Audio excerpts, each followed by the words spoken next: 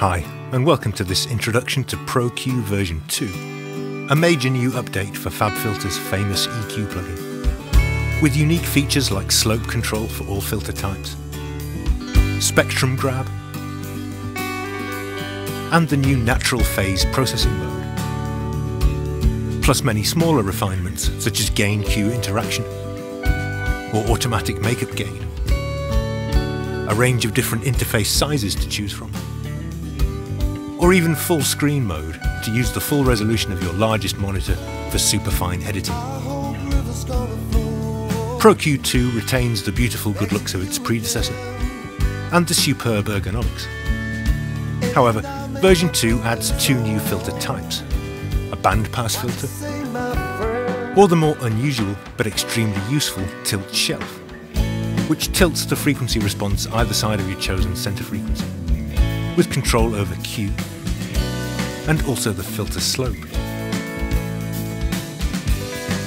In fact, all filter types in Pro-Q 2 provide a choice of slope, so you can create ultra-steep 96 dB per octave low or high-cut filters, or bell filters with flatter tops and steeper sides, surgical 96 dB per octave shelving filters, or at the other end of the scale, super gentle 6 dB per octave shelves, which can be very useful for mastering. Meanwhile, sound designers will enjoy being able to create wide, steep notches, with corresponding wide, steep bandpass filters just a click away. Bell filters also benefit from optional gain-Q interaction.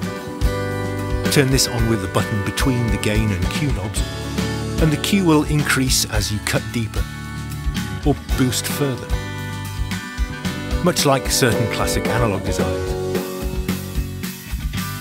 If I hover over the output gain field, a panel pops up with an overall gain knob, and various other options. You can disable the new level meters if you prefer, or bypass the entire plugin with a soft click-free transition, or invert the polarity.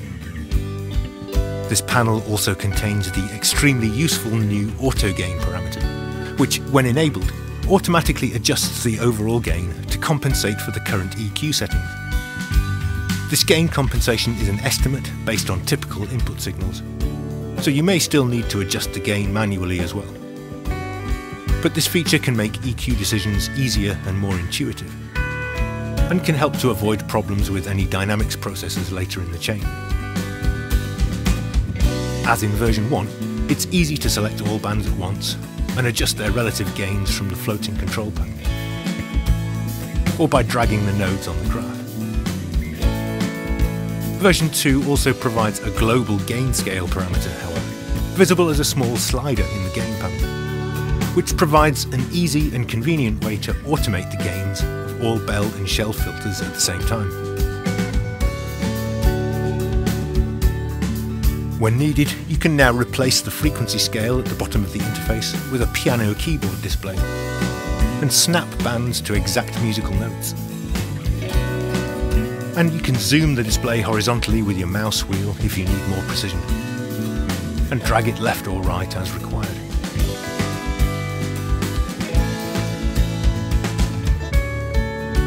Audio quality has also been improved throughout.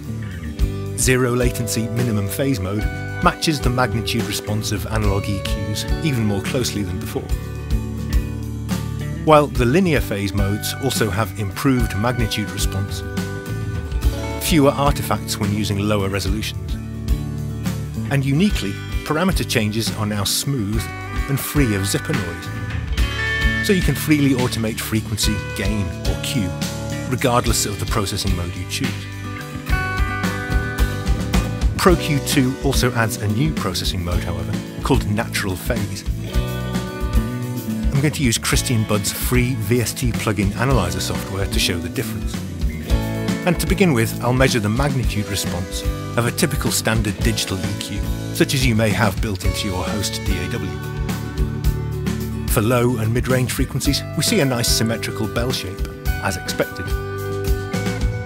But with a sample rate of 44.1 or 48 kHz, higher frequency boosts start to cramp out of shape. By the time we reach 15 kHz, the boost is much narrower than it should be, and is no longer symmetrical, with a steep slope down to unity at the Nyquist frequency. Let's compare this with Pro-Q2 in zero latency mode. And we can see that the bell filter retains its shape right up to 15 kHz and beyond. If I switch the analyzer to show the phase response, however, we see that the phase always returns to 0 at Nyquist. So the phase response loses its symmetry at higher frequencies.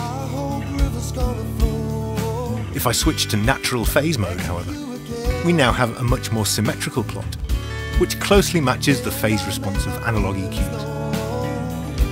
In exchange, we incur just a few milliseconds of latency, barely noticeable with a live input signal, and easily compensated for by the host when mixing.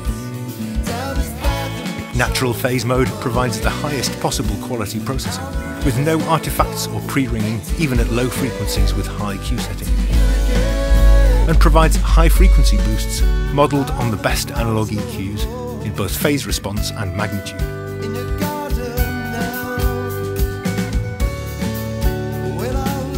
Okay, let's hover over the analyzer menu at the bottom to show the options. As before, we can change the resolution and the ballistics, but we can now also choose different vertical scales or different tilt settings, or freeze the analyzer to hold peak levels. Notice the button to the right, however.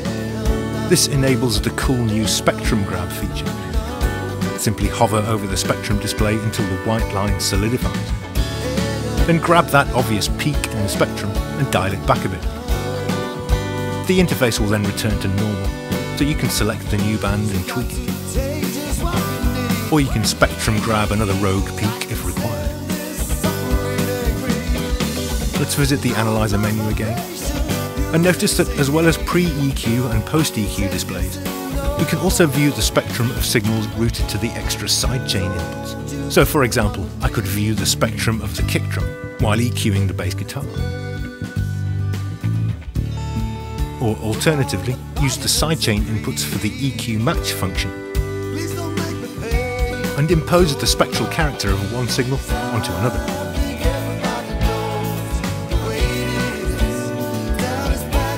That's all I've got time for in this video. But as usual, you can open the user manual via the help menu at the top, or enable context-sensitive help hints when you hover over a control. Thanks for watching.